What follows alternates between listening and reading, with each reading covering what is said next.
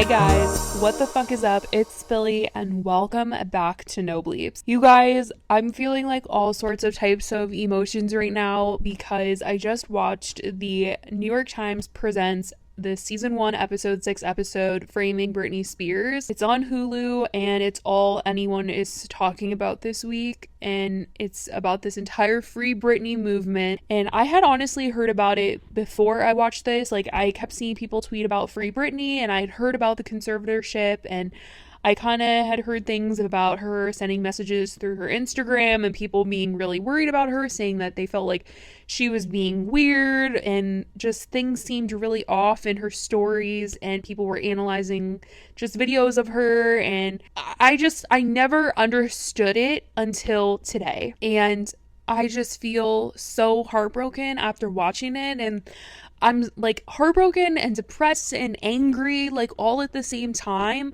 There's so many feelings and so many thoughts that I have about this. It's extremely frustrating. This whole thing is just so painful, and I am utterly heartbroken for Britney, and I really hope that she gets her fucking justice, because god dang, the shit that's going down is not okay, and it's sketchy, and I'm gonna break it down for you guys. I'm gonna kind of summarize the long episode documentary. It was like an episode of a series, but it was an hour long. It felt like a movie documentary type deal. I mean, you guys definitely need to go watch it for yourselves to really understand it, because like I said, I didn't fully grasp what was going on until I watched this, and I'm gonna fucking go protest too with them, because shit, what the hell? This is so fucked. It's so fucked. We're starting off like at the very beginning of her career. That's when the episode really starts, and a lot of this stuff played out during my childhood. Like, I remember Britney and Justin Timberlake. I remember like hearing about that, and I remember hearing about her have kids and like being with Kevin Federline and stuff.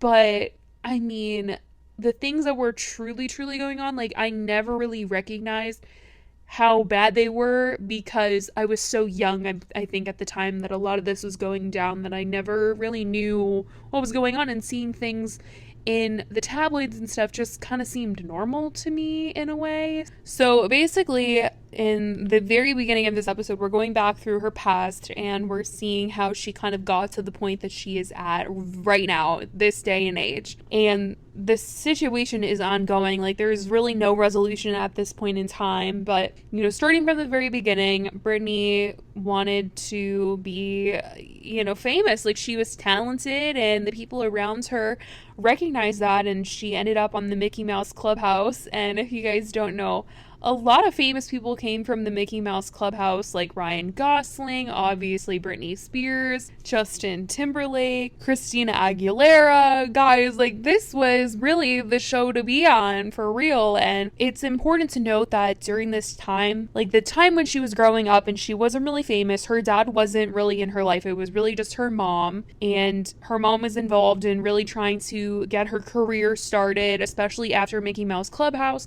She had Britney performing in malls, and mall performances were a really big thing, and that is so crazy to even think about, because I just feel like nowadays people like don't even really go to the mall anymore. But she was always performing in the malls, and then those performances became very big, and more people started going to the mall to see Britney. And then later she released Baby One More Time, and this music video was of her in like the schoolgirl uniform, where I feel like everyone has seen someone dress up as a Halloween costume at one point in time. But she released this song, and sex was super talked about at the time because they were saying the Clinton and Monica Lewinsky scandal was going on, and so everyone was like obsessed with talking about sexual stuff. And I think that in itself is kind of disturbing to me, because I'm looking at Britney in these interviews and I'm thinking, wow, she's pretty much the same age as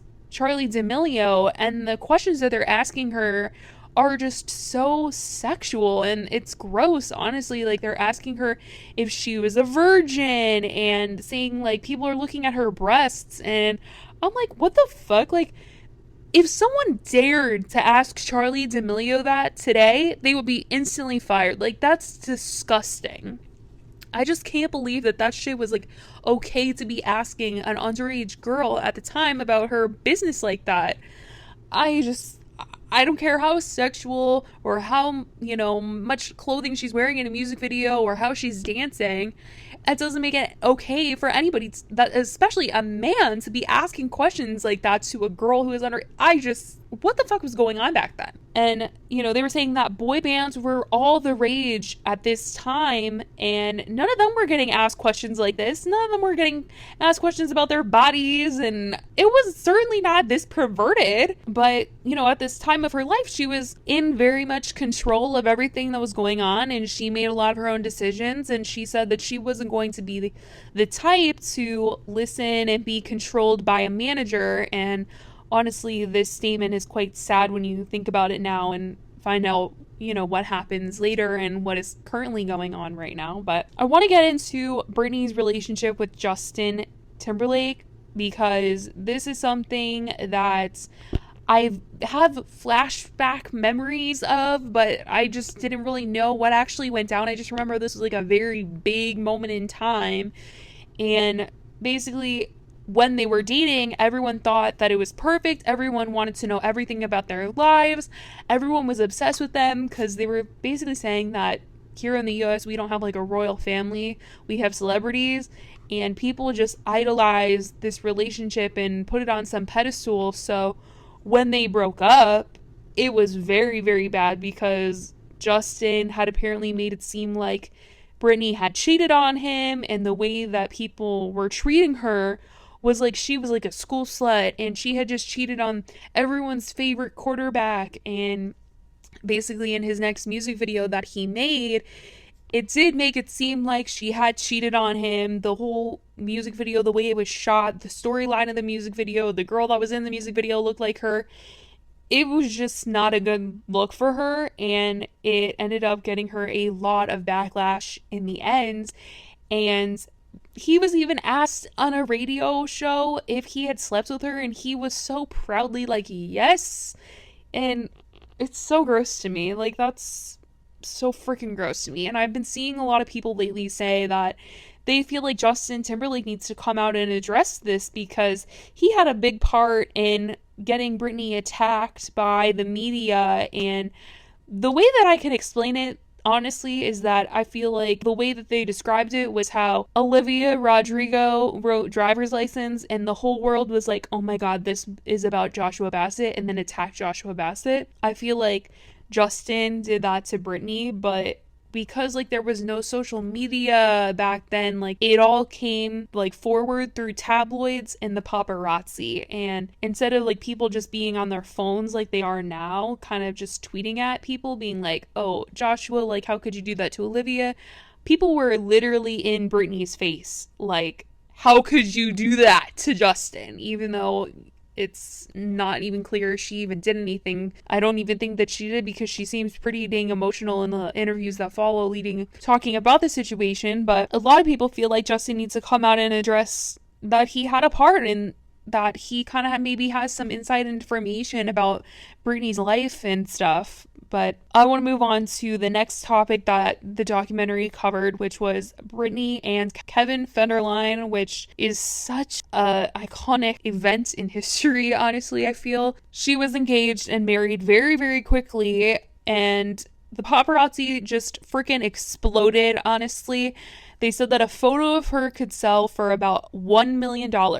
$1 million for a photo. And then when she started to have kids, the paparazzi was insane, and her popularity just grew, and the paparazzi's obsession with her just grew, and the public's obsession with her grew. And that is why she just kept getting bombarded by photographers and videographers, because she was so popular that she would make them so much money that everybody wanted pictures of her. And so it was just extremely overwhelming. And the tabloids and things that were being put out about her, because honestly, so many people were making money off of her that they were coming up with everything and anything that she was doing in order to like take a photo, make a story, make some money. And she's just started to be called this unfit mother, because at one point in time she was at a Starbucks, she says, and she was trying to get back to her car. There was so much paparazzi. She didn't want to put the baby in the car seat. She didn't want to, spend time trying to buckle the baby in the back seat because the paparazzi would have like pushed her or just gotten way too close to her. And as a new mom, it's just very uncomfortable. And she ended up driving with the baby in her lap, and they took a photo of her, and she says it was because she couldn't get into her car and the paparazzi was so insane. And obviously the public did not like that. They said it was dangerous.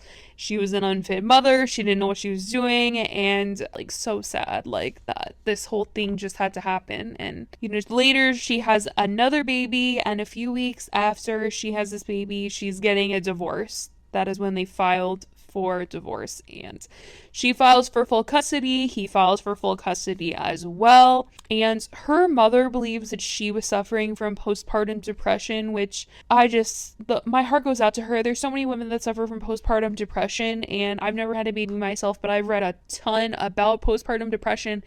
I could only imagine you're a new mom, you have 2 babies, and the paparazzi is just all up on you and in your business. And the best that someone has ever described having postpartum depression and being a new mother is like you literally are like some animal and you're protecting your cub, and you just feel like such a mama bear. And when all these people are coming at you and attacking you, the one thing that you're going to do is protect your babies, and you're gonna kind of look crazy in the process. Like, you never see a calm animal trying to protect their babies. No, they're always like ferocious and fighting back. And I feel like that's what she was trying to do, but in turn the paparazzi and tabloids made her look like she was some psycho, and that's just like so fucked up. And the paparazzi just got more and more insane. There's clips of her literally crying because of how insane the paparazzi was, and she couldn't even like walk to her car, walk in parking lots, walk in the gas station. She couldn't even take steps. The paparazzi were literally getting into fights in front of her and next to her, pushing each other, trying to get a photo of her. It just seems so terrifying, and it's crazy.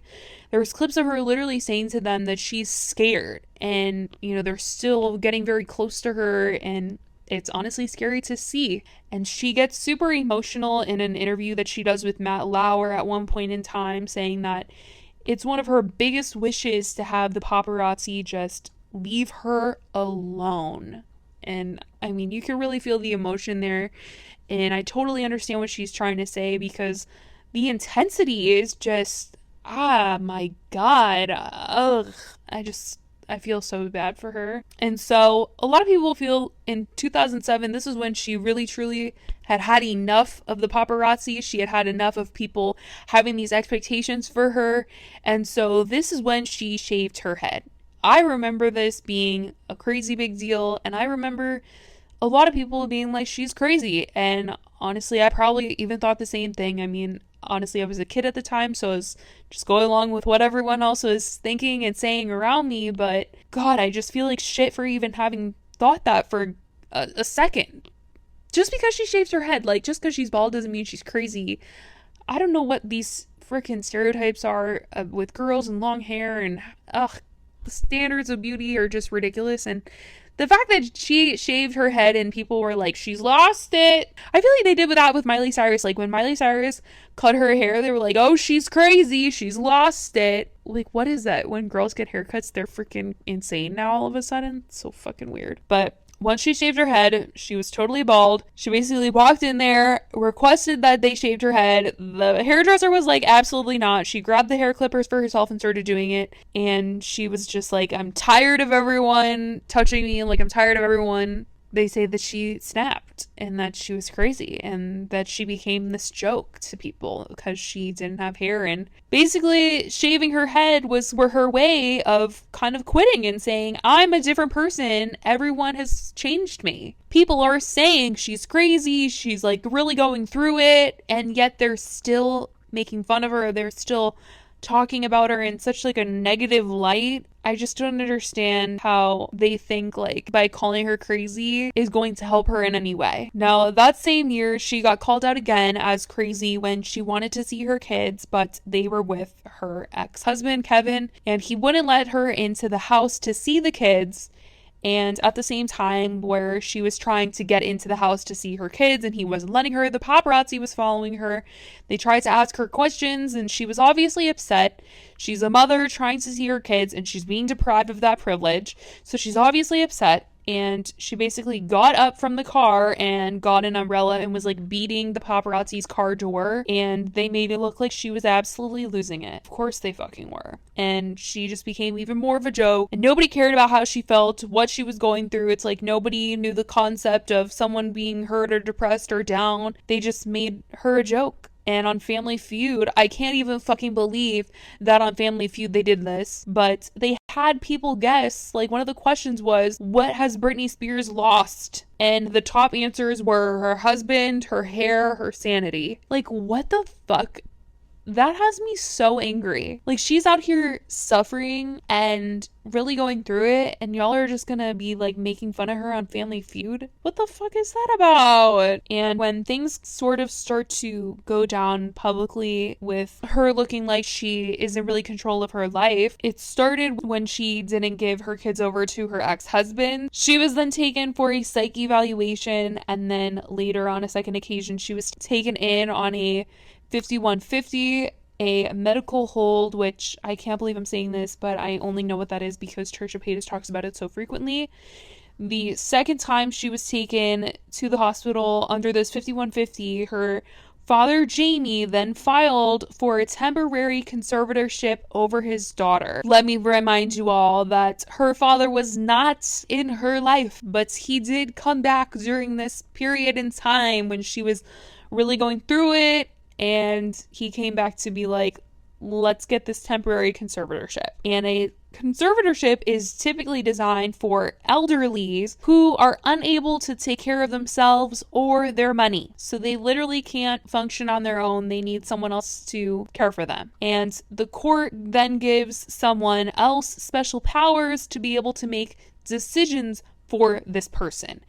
And it's unusual for someone Britney's age to have this happen to them because of how young she is and how productive she is. But with them thinking that she's dealing with a mental illness and, you know, maybe drug abuse issues, it might seem like she would benefit from a conservatorship. It is just so weird, and it mentions it in the doc that like her dad wasn't a major figure in her life until this, and I just we're gonna get into it later, but it's just so fucking frustrating. Her dad is really upsetting me. So they actually interviewed one of the attorneys of record for the first few months that they were trying to get the conservatorship, and they basically said that this is like a situation where the court would have to believe that Britney was not able to handle her money and that she could like be duped into like giving it all away or something, and that would be the way that she would get the conservatorship and her dad would then be in charge of her, which did end up fucking happening. But basically it all went down when Britney was hospitalized at a later date, and the court then at that time granted conservatorship, and her dad gets to be the temporary conservator of the person. Then in terms of her money, he gets control of her estate alongside a lawyer. And she basically went from the hospital to a hotel. She met with a lawyer and she said that she didn't want her dad to be her conservator. And when this lawyer went to the courthouse on her behalf, they had a report that said that Britney was not capable of holding counsel, meaning that she couldn't have her own lawyer, like she couldn't pick out her own lawyer that was going to represent her. And the lawyer that she picked out in this interview that the New York Times did with him says that he felt that it wasn't right that the judge made this decision. And the lawyer said, I felt like she was retaining me and the judge should have allowed that to happen. Her conservator, her dad, has the right to control who can and cannot visit her, retain security guards for her 24 hours a day, power to access her medical records, and communicate with her doctors. They can take control of her house, and they can even cancel her credit cards. They can make recording, touring, and TV deals for her, and are deeply involved in her finances. And I must say, how can you make a fucking record? How can you tour? And how can you get TV deals for her when you're saying she can't even be in control of her own life? Like, how can someone not be able to go out and spend her own money without permission, but she can go on tour and perform choreography for hours straight. Something is missing here. This doesn't make any sense to me. There was rumors that she accepted the terms of the conservatorship only because she would get to see her kids. And so she started getting visitation rights back right after she accepted the terms of the conservatorship. And so in order for the conservatorship to end, there has to be a petition filed to terminate it, and there has to be evidence that there is no longer a need for one. So in the first year of her conservatorship, her team allowed MTV to film her for a documentary called Britney for the Record. For the first time, we got to see her and her dad together ever since the conservatorship, and the topic of the conservatorship comes up in the documentary, and she says that nobody is listening to her, they're hearing what they want to hear, and that it's bad, she's emotional, and then she says that she's sad. And immediately she goes back to work guest starring on shows, she puts out an album, she goes on tour, is on a good path again, so it seems. And over the next couple of years, she is on X Factor, she's doing all these gigs, and then she has a residency in Vegas, and she's making $1 million a week, you guys, in this residency. And her dad then requests to receive 1.5% of the gross revenues related to performances and merchandise in the Vegas residency. She's running a business and performing, but people are still being told that she's incapable of being in charge of her own life. Her business affairs were extremely guarded, and someone said that you have to question the people controlling her, especially when there is money to be made. And you guys, this is the thing that is so fucking frustrating to me. It's like, she was making $1 million a week doing this Vegas residency, and her dad is over here telling the fucking judge, oh, she's incapable of doing things on her own. She can't handle, handling her own money. She can't do that. She's incapable. But she's literally able to perform, do choreography, and make $1 million every single week, and it's not sus to the judge that her dad is suddenly coming up being like, I need to make 1.5% of all of the revenue here. Like, that is sketchy to me. That is so sketchy to me. It's like, do you really have her best interest in mind, or do you just want a piece of the pie? I just don't understand how that isn't being talked about by the judge. I can't even think about it because it makes me so mad. Now, with Instagram, we've entered this new era of Britney. Instagram is a place where she can show parts of her life that she wants the world to see, and the conservatorship is not mentioned anywhere on her Instagram. She hasn't talked about it, and people wonder if she is like sending coded messages through her posts somehow. And there was a podcast made where they like literally decode all of the stuff that Britney has posted, and we'll get more into the podcast later because they released some really important information about Britney. So it starts to seem like Britney is getting like she's done with this conservatorship. She doesn't really want to follow the rules anymore. Like, she was good being their little puppet, following their rules, but she's fed up now. She wants this shit to end. That's what people are thinking. So it all started, this whole vibe of that she wanted this to be over, when she was about to announce her new residency in Vegas. This is a live event. They're, broadcasting it on YouTube. There's a ton of people ready to interview her. They're waiting for her to perform and announce this residency.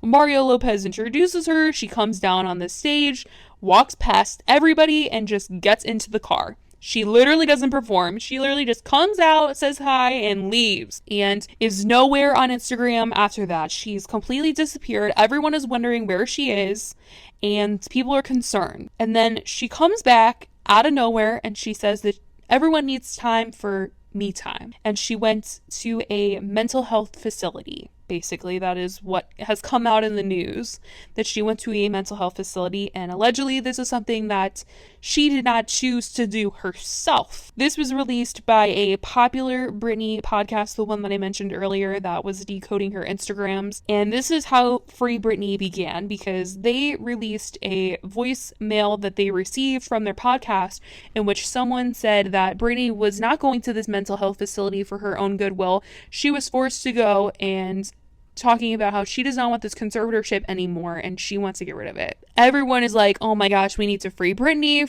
from this conservatorship. Celebrities begin to speak up about free Britney, and her dad tries to say that it's a joke. I mean, yeah, like, of course her dad's gonna fucking say free Britney is a joke and that she's fine. It just blows my mind that she's perfectly fine working and performing, and her dad is making money off of her because he's the one who gets to control if she performs, aka makes money or not. And then he wants to request a percentage. Like, this man is in it for the money, it seems. And he never was in her life until this. It's just so fishy. So we are starting to get more recent year stuff in this documentary, and it's rumors that Britney and her dad are suddenly no longer on good terms anymore, and now her ex is filing a restraining order on Britney's dad because he apparently had an altercation with one of Britney's kids. Her mom is starting to request that she wants to be in Britney's life and have some control and some say in what's going on. Her brother is speaking out to the press and saying that the conservatorship was originally necessary and the women in the family are, really strong-minded. And as of 2020, Britney requested with her lawyer that a bank become the overseer of her estate and not her father. In the case, Britney basically shows support to the Free Britney movement, noting that, quote, this was in the lawsuit, at this point in her life, Britney welcomes and appreciates the informed support of her many fans. Britney herself is vehemently opposed to this effort by her father to keep her legal struggle hidden away in the closet as a family secret. On November 10th, her dad, her mom, and her lawyers are there and the public in court. Britney then says that she is scared of her father and is refusing to work until he is no longer managing her career. This is such a problematic case to me, and it is mentioned in the doc that Britney is literally paying for not only her lawyers, but her dad's lawyers, the conservatorship. Like, she's paying for everything. She's literally paying to be treated this way, and it's like not even by her own will. Like, her dad is the one that controls her, so she doesn't even have a say in how her money is being spent, and her money is literally being spent in a way that controls her life and controls her more, and it just seems so wrong and so messed up. Like, do they really have her best interest in mind here? Like, there's just no way. And her dad has not stepped down as conservator, and basically as of right now the judge has not removed her dad from the conservatorship but has allowed her to add a bank as a co-conservator, and that's kind of where we are right now.